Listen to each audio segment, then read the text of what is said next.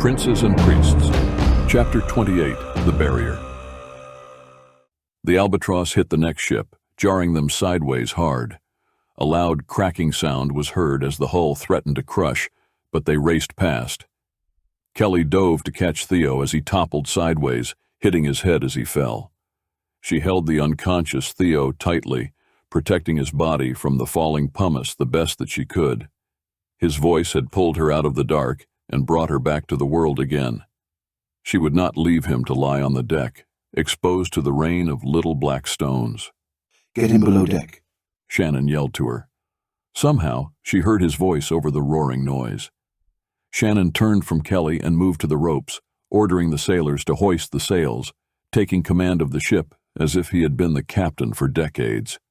He only dropped the ropes when he sensed a small demon forming over Oirion.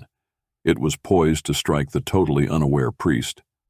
Kelly saw it as well, but was too far away to do anything about it, and she would not leave Theo alone.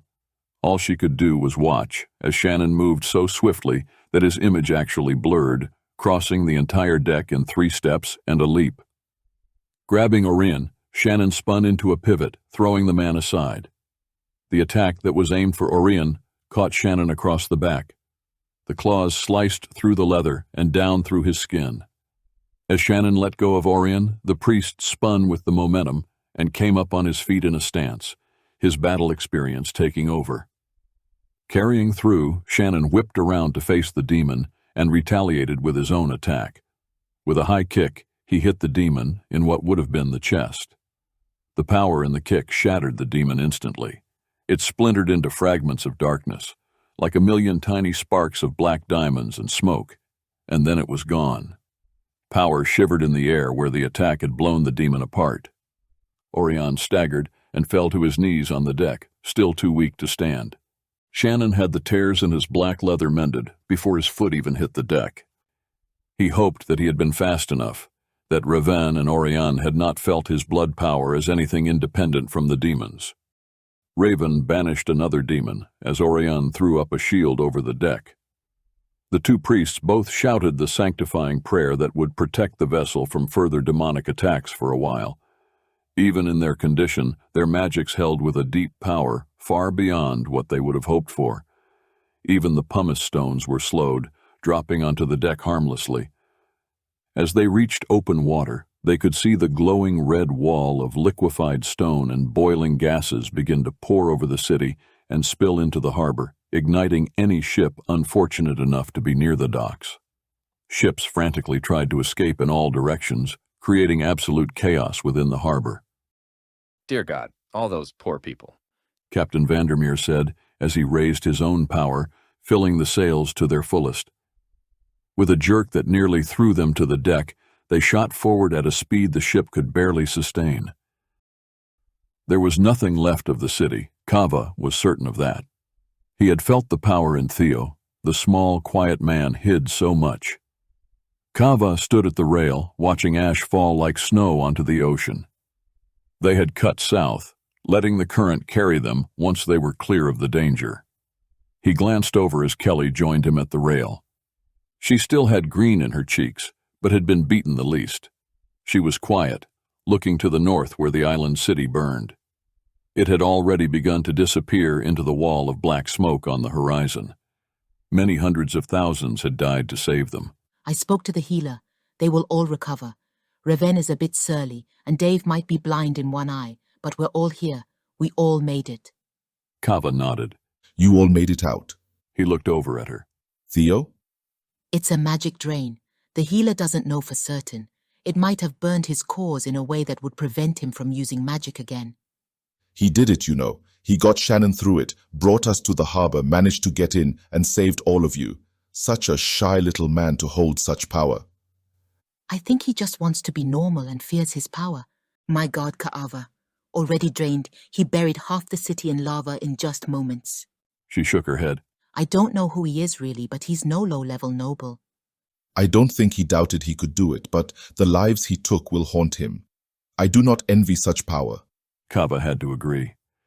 They stood together, looking out at the water, until Ivan walked out, his arm still in a sling, his face white, his hair stirring in the wind a bit. He stood beside Kelly. What will you do when you get home? He asked. I don't know, you? Go home, He said. build me a little hut over the Turtle River and watch the sun trace along the rim of the world. Back to Ezia? She asked.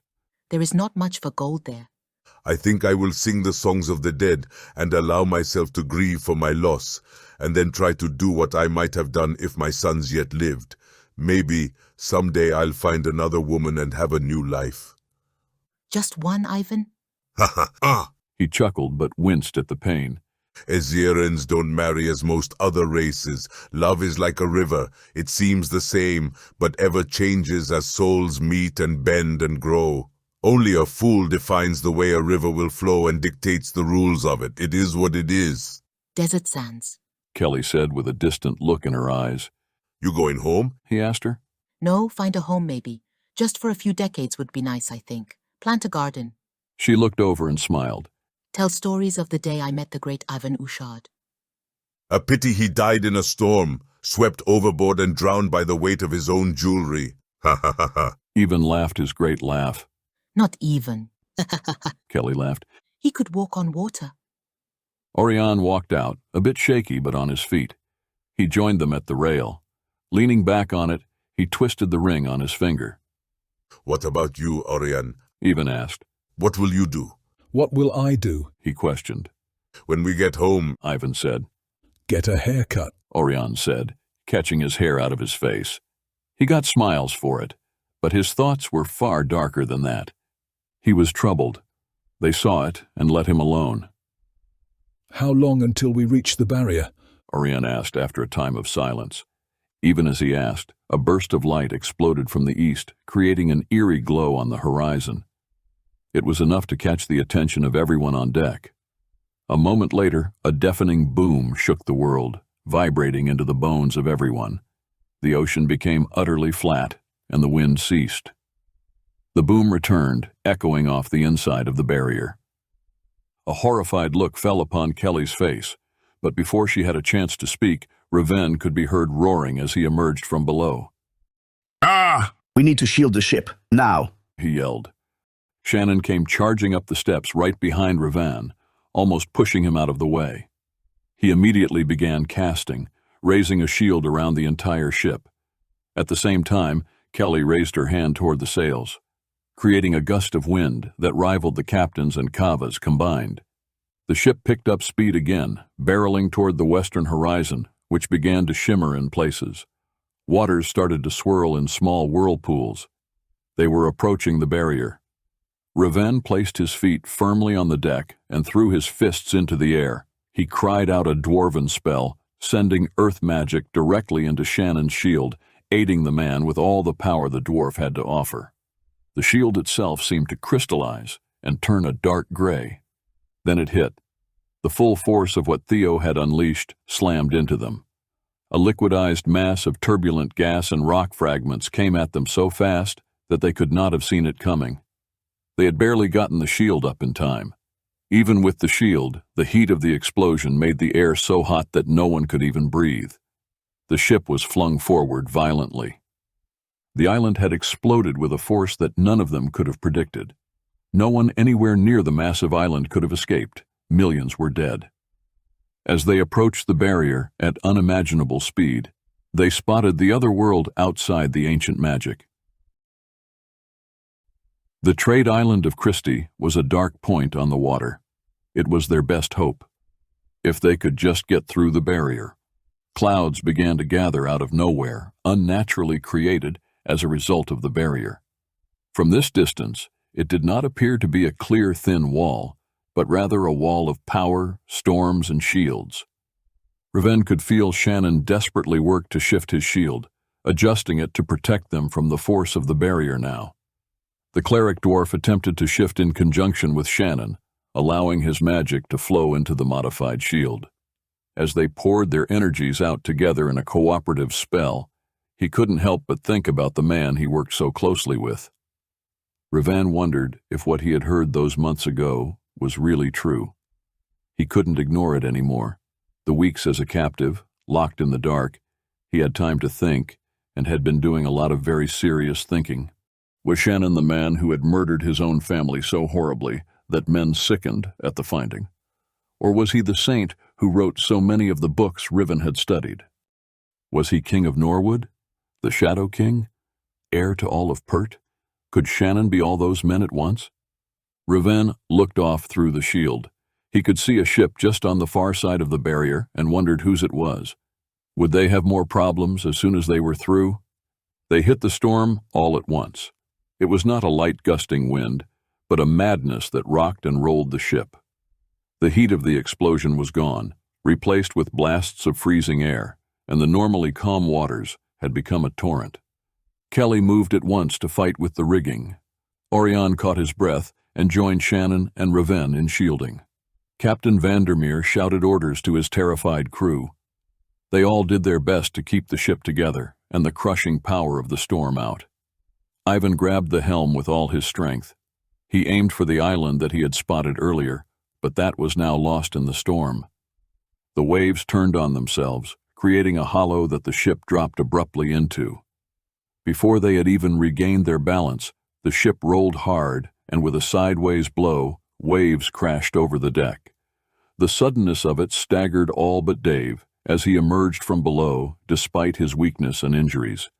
Many hit the deck hard. Others were washed up against the rail. Dave immediately cast a flurry of ropes to save not only himself, but anyone on the deck within reach. Riven roared and held on with his own rope of power. As fast as they were hit, the ship jerked to a standstill. It creaked and groaned, and they all heard the timbers below splinter and crack under the strain. The storm was suddenly driven back, and they were trapped in a ball of power. A green light swirled in a pillar on the deck. Shannon turned to face it as the entire crew fled in terror, some plunging themselves overboard. Everyone else dropped to the deck in dry heaves, sickened by the pure evil of it. Orion's ring of priesthood began to glow with a holy brightness. Despite the fact that Riven no longer wore his ring finger glowed nonetheless. Out of the light stepped a king demon. It appeared in the image of Shannon, but had glowing red eyes and robes of black. Smoke rolled off of his body, leaving the deck frozen at its touch. He smiled with pleasure and bowed, his eyes fixed on Shannon. Your lordship, so nice to see you again, he purred. Shannon took a step backwards, sweating, his footing almost slipping on the wet deck. The demon laughed at Shannon's obvious fear and faltering step. The rest of them felt their guts wrench as they realized that Shannon was afraid. Oh, I have missed you, my love. Come home now so that we may resume our affair. Shannon looked for an exit. The demon laughed as his power crept outward toward Shannon. Shannon moved back to escape it, but the energy of the demon shot forward and caught him. It writhed up his legs and seemed to sink into him as much as touch him. Clutching his hand to his chest, Shannon fell to a knee, gasping and trying not to cry out. He was shaking as sweat ran down his face. Did you really think that I would let Jerome catch you inside the dome? My dear, you belong to me. I've been waiting for you to try to pass through. You walked right to me. You see, you do love me. Shannon looked up with tears on his cheeks. There was nothing he could say, no emotion that he hadn't already screamed at that demon. Whatever he did would simply add to the thing's pleasure. Come, let me see your hand. How did it turn out in this realm? Shannon's hands were jerked out toward the demon, and his gloves came off. They were utterly white, all except his left hand, where 2 gold rings had melted from his last 2 fingers, the shimmering gold running down to his wrist. From the edge of the gold, blood was already flowing in a small but steady stream. It sparkled with power in this half-realm that the demon had created around them. The gold seemed almost to glow in the dark. The demon laughed. Now isn't that pretty? His tone changed and he roared, Denounce your god, Tyrell. Never. Shannon yelled, sobs breaking free. I defy you. Flames of green swept over Shannon. His scream had no sound, and he fell forward, curled over by the sheer pain of it. Somehow, Riven had gotten to his feet, and he stepped between them. Ulalrish Vondrak Schneik Susus Emreldach. He roared the banishment spell of the dwarves of old. It was written on the walls of the old city. His grandfather had made him learn it just in case. A wave of warm air blew out in every direction, washing over his comrades. They all began to recover quickly, catching their breaths and staggering to their feet. The wave reflected back from the demon, however, and returned to Rivan as a breath of blackness. Shannon tried to get up, to save Rivan, but he knew he could never do it alone. There was no way. This was the beast that had made Shannon what he was. Shannon was helpless before him, but if he could just save the others from the demon, he'd settle for that. Kava had not been affected as badly as the others. He had already recovered, but his attack took more time to complete. He stood from where he knelt and threw up his hand. Out of his palm shot up a blue streak that swirled and spun out into a blue glowing form of sheer power. Its wings flared out, and it stepped down between the demon and Rivan. The demon snarled and became a giant black goblin, matching the size of the winged form. They rushed each other. Rivan collapsed and lay panting and blind on the deck. Shannon crawled toward him, looking for Oirion to help him get Rivan clear. He barely had helped Rivan to his feet when the blue summons was shredded in the demon's claws. The monster roared with laughter and grabbed Shannon in his fist. Shannon couldn't scream. He would have if he had been able to. Flames wreathed up around him. The others were helpless to do anything. They had begun to recover from the nausea, but were still paralyzed with fear. Shannon could feel his flesh starting to revert. It was burning away, reducing him once again to the demonic state. There was nothing he could do. He had lost. All that he could hope for now was that he would be worth so much to the demon that the others would be left alone, and Dave would escape. Oirion panicked. He had failed and lost Jamie, and now he was about to fail and lose Shannon. He cast out with all the power he could muster to try to pull Shannon back. It was an act of desperation. He could not allow the demon to take Shannon. Its desire to take him was too supernaturally evil for Oirion to accept. It simply must not happen. At that moment, something inside Orion's heart and soul slipped, and he felt his body falling back. Just before Oirion hit the deck, for a single instant, he felt himself back on the river again. Another man's prayer filled his head, just as it had then. He felt the union of power from that moment. He felt the link that had been created with Shannon, felt it in a way that he had not been aware of until this moment. The magic and desperation of his actions poured into that link, and for one horrible second, he was hit with pain like he had never felt. Fear and hopelessness blocked thought nearly to nothing. His body was in such pain that it went far beyond the ability of the body to feel. It was he who was in the demon's grasp, his flesh burning away, the light fading as he was being pulled into hell. It passed almost as fast as it had hit him. Suddenly, there was complete calmness. He was still in unimaginable pain, but he was also alive and coherent. He was momentarily stunned by it. Then he realized that he was no longer in control. He looked through his own eyes but felt his body move on its own. He rose to his feet and opened up to a level of power that he had never before dared to touch. Lifting his arms, he surrendered himself fully and let the prayer for the fire of heaven explode in his heart. The power of heaven filled him, and he released it as a prayer of banishment that he had never heard in his life. Yet he knew it as if he had created it himself. It was not he who was in control of the prayer, the power, or the flesh. The demon whirled from the delighted torture of its captive to look at the man on the deck, but was blinded by rays of holy light. Then, horror and pain exploded in Oirion once again. He was crashing and felt the demon in his soul. The light and the calm were gone, replaced with raging hell. Oirion screamed and jerked back. He felt as if his soul was ripped apart, and that half of him was shredded beyond the pain of death. He hit the deck hard. The banishment hit the demon, even as Oirion fell. It screeched as it tried to crush Shannon with its final attack, but the demon was shredded to nothingness, just as rays of sunlight melt away the shadows. The storm quickly crashed in on them as Shannon fell from the vanished grip of the demon. He hit the deck and did not get up. Reven crawled over toward Shannon as Oirion struggled to get up. Both men stopped as the power washed out over the deck from Shannon. All of Shannon's shields were gone now, and his power was surging out in echoes of the demons. Oirion shouted as he got up. Even as he moved, he began raising the power to kill. Not even Oirion realized how deeply he had been affected by the touch of Shannon's soul against his own. Rage and pain roared in him. His world as a vampire hunter and a priest was all that he had to hold on to keep sane.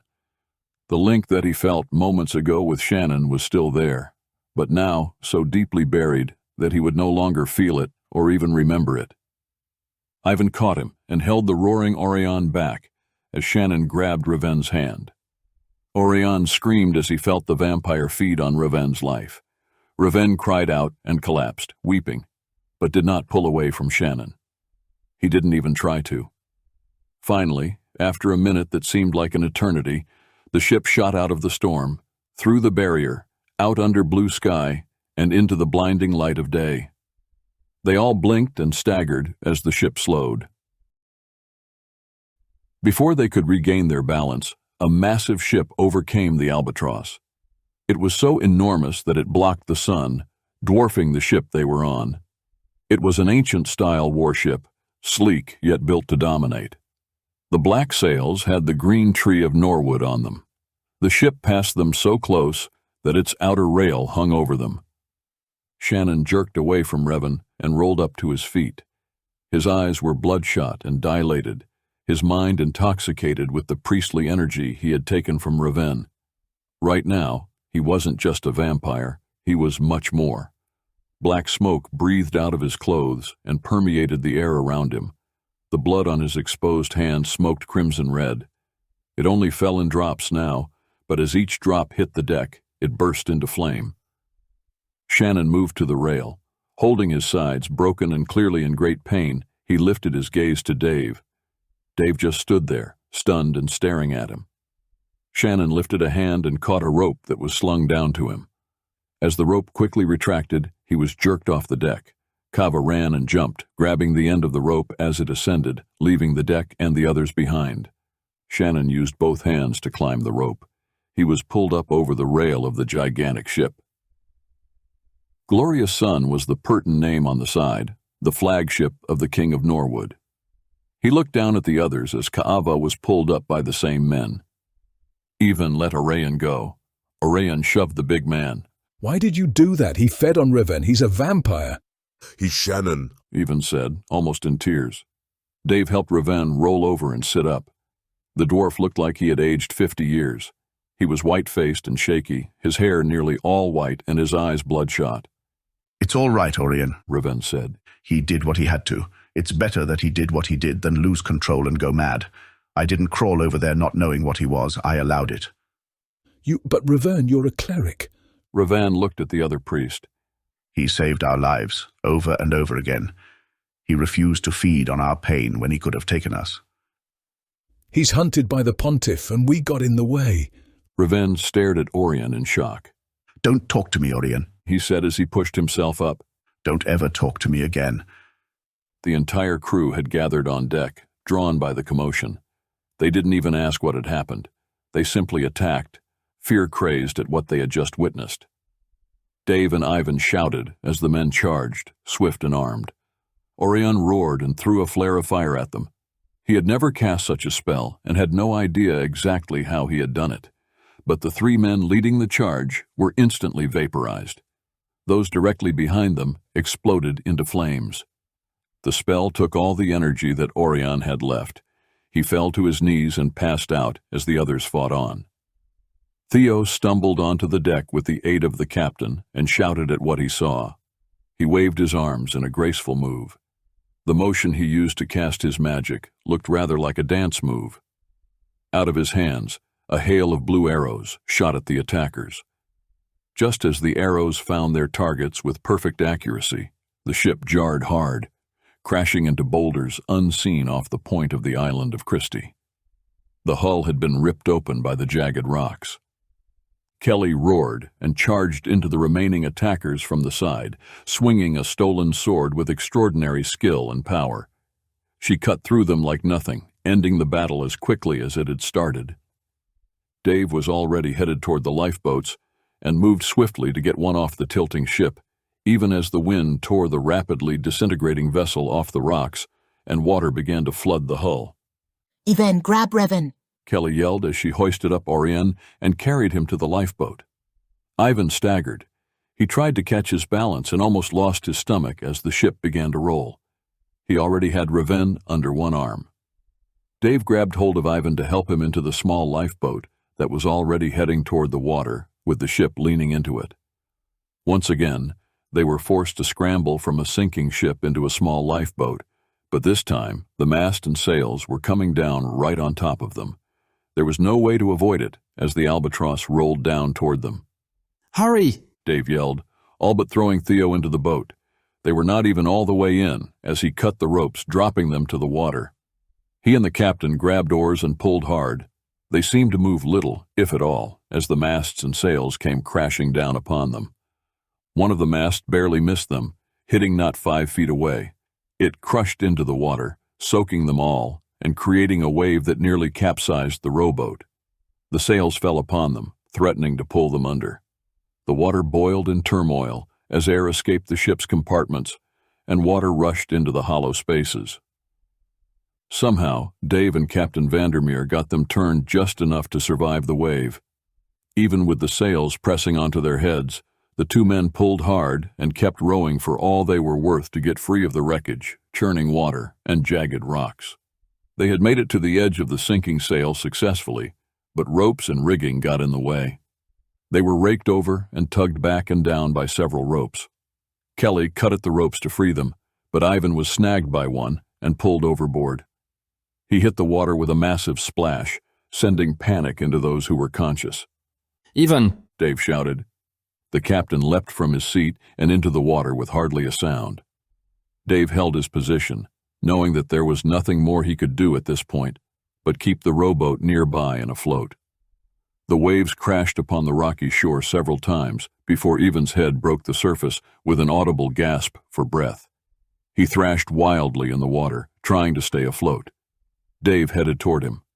The masts were completely submerged now as the albatross capsized fully, revealing the keel and shattered hull for a short moment. Captain Vandermeer had saved Ivan, freeing him from the entangling ropes, but at the cost of his own life. The suction of the ship had taken him down with it. Ivan grabbed onto the side of the small boat and hung on for his life. Once free of the wreckage and turmoil of the ship and boulders, they turned the loaded boat toward a stretch of gently sloped beaches. Dave hung on his oars, exhausted. Off to the north, the black ship was just vanishing over the horizon. Ivan heaved a sigh.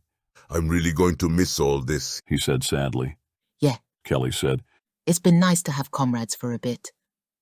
"I'll always be your comrade, Kelly," Dave said, lifting his head. That's a nice thought. She laughed a little as she jumped over the side and ran the boat up the beach onto the sand.